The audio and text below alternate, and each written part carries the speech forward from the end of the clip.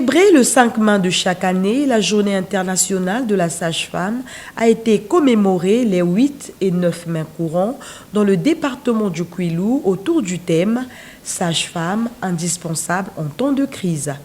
Ce rendez-vous de réflexion, d'échange et de partage est une occasion unique de rendre un hommage mérité aux femmes exerçant cette profession noble, celle de donneuse de vie.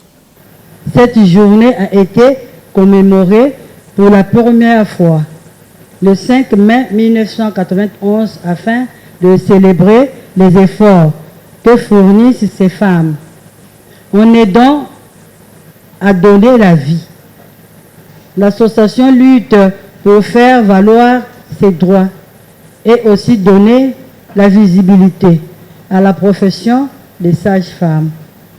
Ainsi, nous félicitons toutes les sages-femmes pour leur implication et remercions notre marraine, le docteur Pauline Chantal Portela. S'appuyant sur la pertinence du thème, la marraine de l'événement, le docteur Chantal Pauline Portela, directrice départementale des soins et services de santé du Kwilu, a loué le courage de ces braves femmes aux mains expertes.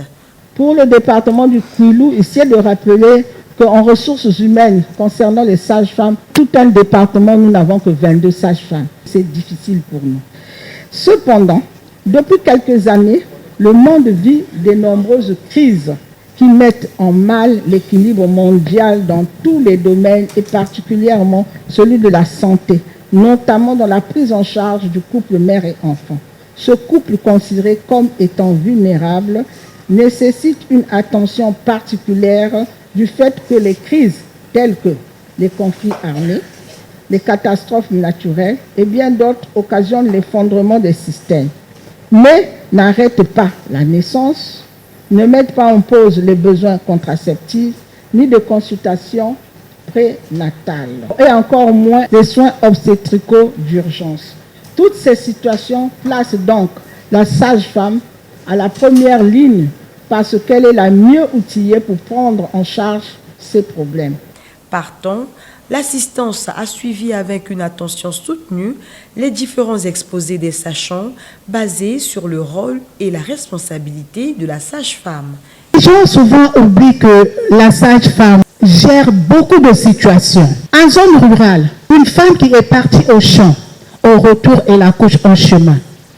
On vient appeler la sage-femme qui est assise au CC. La sage-femme doit courir près de 2 kilomètres pour aller terminer cet accouchement. Quand on regarde le personnel spécialisé en obstétrique et en gynécologie, les sages-femmes sont plus nombreuses.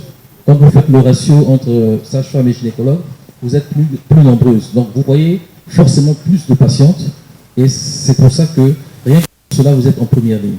Il faut des formations continues et du matériel médical adapté. On ne peut pas, ce ne sont pas seulement les mecs qui travaillent. On a la connaissance, mais il faut avoir un outil de travail adapté. Il faut aussi améliorer les conditions de travail. Améliorer les conditions de travail, c'est assurer un accès à des ressources de la sécurité et à un environnement de travail stable. Au nombre des activités liées à cette célébration a figuré une causerie éducative au centre de santé intégré de Lubu avec les femmes et jeunes filles mères des localités environnantes sous l'impulsion de l'Association nationale des sages-femmes du Congo, antenne du Kwilu. Question de mettre en lumière ce métier aux multiples facettes essentielles à la santé, encore moins connu du grand public. L'occasion a donné lieu à ces femmes éducatrices d'expliquer le bien fondé de l'allaitement et d'inviter ces mères à privilégier la consultation prénatale afin de prévenir d'éventuelles complications.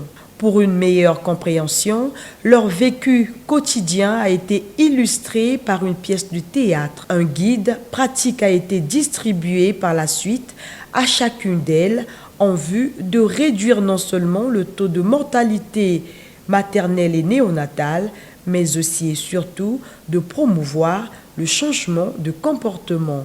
Depuis que les sages-femmes fêtent leur fête de chaque main. On n'a jamais associé nos femmes leur parler.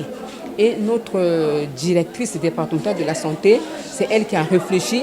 Non, vous pouvez éduquer vos femmes au moment où vous allez fêter, ça sera bien. Puis les femmes seront épanouies et derrière cette causerie, vous aurez vraiment beaucoup de femmes qui vont fréquenter le CECI.